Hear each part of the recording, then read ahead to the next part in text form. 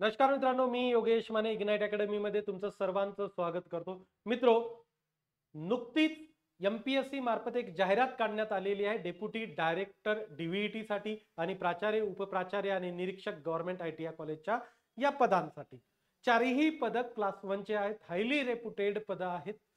तर मित्रो, या पदांसाठी डेप्युटी डायरेक्टरसाठी 10 वर्षाचा आणि प्राचार्य पदासाठी 7 वर्षाचा एक्सपिरियन्स लागतो. तर मित्रो, खूप मोठा एक्सपिरियन्स आहे ते, त्यामुळे बरेच लोक स्पर्धा परीक्षेच्या टच मध्ये नाही आहेत. बऱ्याच लोकांना माहिती नाहीये की कुठले डॉक्युमेंट्स लागतात. तर या सर्वांसाठी हा मी व्हिडिओ घेऊन आलेलो आहो, कारण डॉक्युमेंट हा सर्वात महत्वाचा विषय आहे. का महत्वाचा विषय आहे? कारण बघा, तुम्ही अभ्यास केला, सिलेक्शन झालं आणि नंतर लक्षात आलं की डॉक्युमेंटच व्यवस्थित नव्हते, व्यवस्थित वेळेत काढलेले नव्हते, तर सरळ बाहेर, राईट. त्यामुळं डॉक्युमेंट कुठले कुठले लागतात हे अत्यंत महत्वाचं आहे. याच घडीला समजून घेणं, त्या डॉक्युमेंटची व्यवस्था करणं, कारण 9 तारखेपर्यंत तुम्ही फॉर्म फिलअप करू शकता, वेळ आहे, तर ही डॉक्युमेंट काढली जाऊ शकतात. तर चला बघू आपण हा व्हिडिओ. मित्रो, या पदासाठी आपण एक सेपरेट बॅच लॉन्च केलेली आहे. ती बॅच येत्या शुक्रवारपासून आपण सुरू करतो आहोत, 29 तारखेपासून, राईट. त्या बॅच मध्ये तुमचा पूर्ण 100% सिलेबस कव्हर केला जाणार आहे. एक्सपर्ट फॅकल्टी तिथे शिकवणार आहेत. त्यानंतर लाईव्ह सेशनचे जे व्हिडिओ आहेत रेकॉर्डिंग मध्ये सुद्धा अवेलेबल होतात. अनलिमिटेड टाइम साठी तुम्ही ते बघू सुद्धा शकता, राईट. त्याच सोबत तुम्हाला टेस्ट सिरीज सुद्धा इन्क्लूड करण्यात आलेली आहे. बरेच तुमचे एमसीक्यू सेशन होतील, लागणारे प्रत्येक कंटेंट तुम्हाला अवेलेबल करून दिलं जाईल. आमच्या ज्या लेक्चर नोट्स आहेत त्यांचे पीडीएफ सुद्धा तुम्हाला तुमच्या ऍप मध्ये अवेलेबल करून देण्यात येते. क्लिअर. तर या बॅचची फीस आहे 5,999. त्याच्या व्यतिरिक्त जो काही जीएसटी लागेल तो लिंक तुम्हाला डिस्क्रिप्शन मध्ये दिलेला आहे. एक व्हॉट्सअप ग्रुप सुद्धा मी बनवलेला आहे, तो व्हॉट्सअप ग्रुप सुद्धा तुम्ही जॉईन करू शकता. त्याच नंतर ऍप डाउनलोड करण्यासाठीची लिंक सुद्धा डिस्क्रिप्शन मध्ये आहे. दोन्ही गोष्टी करून घ्या. तर आता बघू की डॉक्युमेंट कुठले लागणार आहेत. सर्वात पहिले अर्जातील नावाचा पुरावा, एसएससी अथवा तत्सम शैक्षणिक अर्हता. तुमचा जो अर्ज भरलाय त्याचं नाव तपासून पाहण्यासाठी तुमचं 10वीचं जे सर्टिफिकेट आहे, 10वीची सनद सर्वात महत्वाची गोष्ट आहे मित्रो. तुमची डेट ऑफ बर्थ साठीही ती सनद कामी येईल आणि या नावाच्या व्हेरिफिकेशन साठी सुद्धा तुमची 10वीची सनद कामी येईल. त्यानंतर वयाचा पुरावा, वयाच्या पुराव्यासाठी सुद्धा 10वीची सनद तुमची कामी येईल. त्यासोबत लिव्हिंग सर्टिफिकेट म्हणजे टीसी जे आहे ते सुद्धा तुम्ही यूज करू शकता. त्यानंतर शैक्षणिक अर्हता इत्यादीचा पुरावा, म्हणजे तुमचं डिग्रीचं सर्टिफिकेट, क्लिअर. पोस्ट ग्रॅज्युएशन झालं असेल तर पोस्ट ग्रॅज्युएशनचे सर्टिफिकेट ते सुद्धा अत्यंत गरजेचं आहे. डिग्री काढून घ्या, काढून घेतलेली नसेल तर मार्कशीट व्यतिरिक्त तुमची डिग्री सुद्धा तुमच्याकडे असणं आवश्यक आहे. पीजी आणि यूजी दोन्ही. पीजी यूजीच असेल तर बस यूजीची, दोन्ही असेल तर दोन्हीची काढून ठेवा. सामाजिक दृष्ट्या मागासवर्गीय असल्याबाबतचा पुरावा, म्हणजे तुम्ही ओबीसी असाल तर ओबीसीचं सर्टिफिकेट, एससी असाल तर एससीचं सर्टिफिकेट, एसटीचं NT, NTB, NTC, NTD, SBC, VJ सर्वांचं सर्टिफिकेट असणं गरजेचं आहे. व्हॅलिडिटी नसली तरीही चालेल. जॉईन केल्यानंतर 6 महिन्याचा कालावधी मिळतो, त्या कालावधीमध्ये तुम्ही व्हॅलिडिटी काढू शकता. लक्षात घ्या, व्हॅलिडिटी काढण्यासाठी कारण लागतं काहीतरी, राईट. तर तुम्ही जॉईन झाल्यानंतर तुम्हाला ते कारण मिळेल, तुम्ही व्हॅलिडिटी कशासाठी काढताय. आर्थिकदृष्ट्या दुर्बल घटकातील असल्याबाबतचा वैध पुरावा, राईट. म्हणजे तुम्ही ईडब्ल्यूएस मध्ये असाल तर त्यासाठीचा पुरावा तुम्हाला दाखल करणं, या तो तुमच्याकडे ठेवणं गरजेचं आहे. आणि आत्ताच ठेवा, लास्ट डेटच्या अगोदर तुमचे हे कास्ट सर्टिफिकेट आणि ईडब्ल्यूएसचं सर्टिफिकेट असणं गरजेचं आहे. म्हणजे 9 जानेवारी त्याच्या अगोदरचं तुम्ही काढून ठेवा. त्यानंतर वेद नॉन क्रिमिलियर प्रमाणपत्र. आता हा सर्वात महत्वाचा विषय आहे मित्रो. आताच नुकतीच एक आयटी इन्स्ट्रक्टरची एक्झाम झाली, त्याच्यामध्ये असं आढळून आलं की मुलं सिलेक्ट झाली पण त्या मुलांकडे त्या आर्थिक वर्षाचं नॉन क्रिमिलियर अवेलेबल नव्हतं. ओके. तर अशामुळं त्या मुलांना डॉक्युमेंट व्हेरिफिकेशनला सुद्धा जाता आलं नाही. काही जे गेले त्यांच्या पुढे त्यांनी नो लिहिलं, कारण त्यांच्याकडं त्या वर्षाचं नॉन क्रिमिलियर नव्हता. आता अभ्यास करून सिलेक्ट झाले पण नॉन क्रिमिलियर नाही. आता ही जी ऍड आली आपली कुठली आर्थिक वर्षामध्ये आलेली आहे, तर 23-24 हे आर्थिक वर्ष असणार आहे, राईट. तर 23-24 म्हणजे आता हा डिसेंबरच आहे, तर 1 जानेवारी 2024 चालू होणार आहे.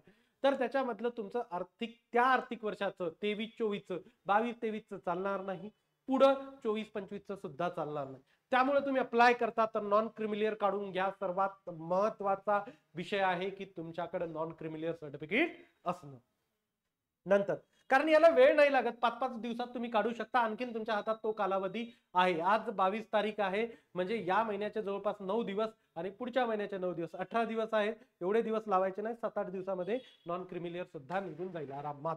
पात्र दिव्यांग व्यक्ती असल्यास दिव्यांगाचा पुरावा हा पण लागतो. माजी सैनिक असल्यास त्याचा पुरावा लागतो. अनाथ आरक्षणाकरिता त्याचा पुरावा लागतो. खेळाडूंकरिता पात्र असल्यास त्याचा पुरावा. आता तुमच्याकडे फक्त सर्टिफिकेट असेल तर त्या सर्टिफिकेटचं व्हेरिफिकेशन करणं सुद्धा गरजेचं आहे आणि व्हेरिफिकेशनची प्रोसेस चालू करा. व्हेरिफिकेशनला वेळ लागतो. फक्त सर्टिफिकेट असून चालत नाही. डिस्ट्रिक्ट स्पोर्ट्स ऑफिस मधून त्याचं व्हेरिफिकेशन होणं गरजेचं आहे. बऱ्याच लोकांना हे माहिती नसतं, नंतर मग प्रॉब्लेम येतो. त्यामुळे आता मी सांगतोय, ऐका, व्हेरिफिकेशनची प्रोसेस चालू करून द्या. तुमचं व्हेरिफिकेशन त्या तेवढ्या दिवसात होईल. क्लिअर. राखीव महिला, मागासवर्गीय, अत्यंत दुर्बल घटक, खेळाडू, दिव्यांग, अनाथ, माजी सैनिक आरक्षणाचा दावा असल्यास अधिवास प्रमाणपत्र लागेल. कुठलंही आरक्षण तुम्हाला घ्यायचं असेल तर डोमिसाईल असणं गरजेचं आहे. त्यामुळे डोमिसाईल सर्टिफिकेट सुद्धा काढून घ्या. 2 दिवसात तुम्हाला डोमिसाईल सर्टिफिकेट सुद्धा मिळतं. पण डॉक्युमेंट आताच तयार ठेवा. क्लिअर. पुढं, SSC नावात बदल असल्यास त्याचा पुरावा म्हणजे गॅझेट वगैरे लागतं. लेडीजचं लग्न झालं असेल तर लग्नानंतर तुमचं नाव बदललं असेल तर त्याचं तुम्ही पूर्ण प्रोसिजर कंप्लीट करून ठेवा. गॅझेट वगैरे बनवून ठेवा. ते सुद्धा गरजेचं आहे. करून घ्या आताच. राईट. मराठी भाषेचं ज्ञान असल्याचा पुरावा. तुमचं सनद पण चालतं, त्याच्यात तुमचा मराठी सब्जेक्ट आहे तर मराठी भाषेचा तो पुरावा ग्राह्य धरला जातो. लहान कुटुंबाचं प्रमाणपत्र एमपीएससीच्या वेबसाईटवर सुद्धा तुम्हाला अवेलेबल होईल. ते लहान कुटुंबाचं प्रमाणपत्र करायचं आहे. विहित अनुभवाचं प्रमाणपत्र. आता या पोस्टसाठी एक्सपिरियन्स मॅन्डेटरी आहे 7 आणि 10 वर्षाचा. त्यामुळं तो एक्सपिरियन्स, आता हे लक्षात घ्या, काही जणांचा मला फोन येतोय की सर 3 महिने कमी पडतात, 4 महिने कमी पडतात, 5 महिने कमी पडतात, त्यानंतर 1 महिना कमी पडतो. मित्रो, हे लक्षात घ्या, ही रिक्रुटमेंट एमपीएससी ची आहे. याचं व्हेरिफिकेशन प्रॉपर होतं. लक्षात घ्या.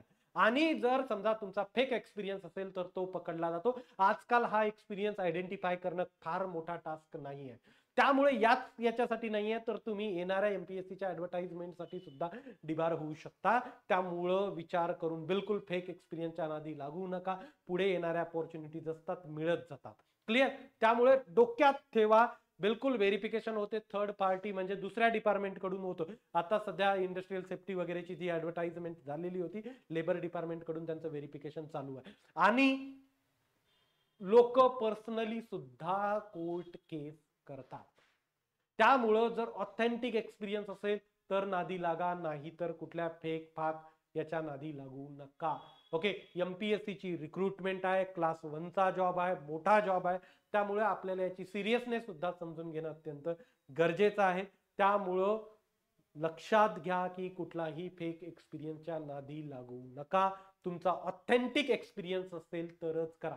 आणि एक्सपिरियन्स खूप वाइडर दिलेला आहे त्यांनी. राईट. ऍडमिनिस्ट्रेशनचा दिलेला आहे, प्रोफेशनलचा दिलेला आहे, टीचिंगचा आहे. राईट. तर आता याच्यामध्ये राहतो कुठला एक्सपिरियन्स? सर्वच गव्हर्नमेंट, सेमी गव्हर्नमेंट आणि प्रायव्हेट तिन्हीचाही चालतो. त्यामुळे प्रत्येक टाईपचा एक्सपिरियन्स तुमचा इलिजिबल ठरणार आहे. क्लिअर. तर तुमच्याकडे 7 वर्षाचा तुम्ही जॉब केलेला असेल तर तो इलिजिबल होतो. आता काही लोक म्हणतात सर सॅलरी स्लिप द्यावी लागते का? ओके. त्यानंतर डॉक्युमेंट व्हेरिफिकेशनच्या वेळेस या सगळ्या गोष्टी चेक होतील. तुम्हाला एमपीएससीला आता तुम्ही तुमच्या फॉर्मॅट मधलं जरी एक्सपिरियन्स लेटर अपलोड केलं तरी चालतं. एमपीएससीचा हा स्वतःचा स्वतंत्र एक फॉर्मॅट आहे. क्लिअर. तो फॉर्मॅट तुम्ही जस्ट मिनिट मी इम्पोर्ट करून घेतो लगेच. पीडीएफ आपल्याकडे त्याचं पीडीएफ आहे की एमपीएससीला कुठल्या फॉर्मॅटमध्ये तो एक्सपिरियन्स लागतो. तो तुम्हाला त्याच फॉर्मॅटमध्ये एक्सपिरियन्स देणं अत्यंत गरजेचं आहे. हा एमपीएससीचा फॉर्मॅट आहे. याच्यामध्ये तुम्हाला एक्सपिरियन्स त्यावेळेस द्यावा लागतो. डीव्हीला जेव्हा जाताना तेव्हा तुम्हाला हा एक्सपिरियन्सचा फॉर्मॅटमध्ये घेऊन जावा लागतो. आणि ते काय करतात की तुम्हाला इंटरव्ह्यूला बोलवलं तर त्याच्या अगोदरच लिंक ओपन करून देतात आणि त्यांच्या फॉर्मॅटमध्ये मागच्या एक्झामला झालं बरं का. आता यावेळेस काही चेंजेस येतील तर ते पुढची गोष्ट झाली. ओके. पण ते त्यांच्या फॉर्मॅटमध्ये मागून घेतात अगोदरच. तुम्हाला ते अपलोड करायचं असतं आणि सोबत घेऊन पण जायचं तो ओरिजिनल. ते फोटोकॉपी करतात तुमचं, तुम्हाला ओरिजिनल म्हणजे फोटोकॉपी आपल्याला करून त्यांना द्यायची असते. राईट. ते करत नाहीत. आपल्याला करून आपण त्यांना दिली की ते आपल्याला ओरिजिनल वापस करतात. समजा जर तुम्ही कुठंतरी बाहेर जॉब केलेला आहे, राईट, कुठंतरी दूरवर केला, दुसऱ्या स्टेटमध्ये केला, आता तुम्ही एक्सपिरियन्स सर्टिफिकेट घेता तर सोबत याच्यावर सुद्धा तुम्ही ते लिहून घेऊ शकता. याच्यावर सुद्धा मार्क करून घेऊ शकता कोणाकडून, त्या एम्प्लॉयर कडून, राईट. डबल जायची गरज नाही, आताच लगेच त्या फॉर्मॅटमध्ये करून ठेवा. पुढे इन फ्युचर सुद्धा एमपीएससी ची तुम्ही एक्झाम देत असाल तर हा सर्टिफिकेट तुम्हाला कामी येईल, राईट. सध्या तुम्ही तुमच्या फॉर्मॅट मधलं अपलोड केलं तरी चालते, पण तयारी सगळी ठेवा, या फॉर्मॅट मध्ये सुद्धा घेऊन तुमच्याकडे असू द्या, राईट. या ऍडव्हर्टाइजमेंट सुद्धा कामी येईल, पुढे कुठलीही एमपीएससी ची एक्झाम द्याल तर तिथं सुद्धा या फॉर्मॅट मधलं कामी येईल. या व्यतिरिक्त काहीही डाऊट असले तर तुम्ही विचारू शकता. डिस्क्रिप्शन मध्ये आपल्या ऍपची लिंक आणि व्हॉट्सअप ग्रुपची लिंक सुद्धा देण्यात आलेली आहे, जॉईन करा. माझा बऱ्याच जणांकडे नंबर सुद्धा आहे. तुम्हाला काही डाऊट असतील तर मेसेज करा, मी तुम्हाला कॉल बॅक नक्की करेल, म्हणजे करेलच. ओके, तर मी इथं थांबतो. Thank you so much guys for listening me. Thank you so much.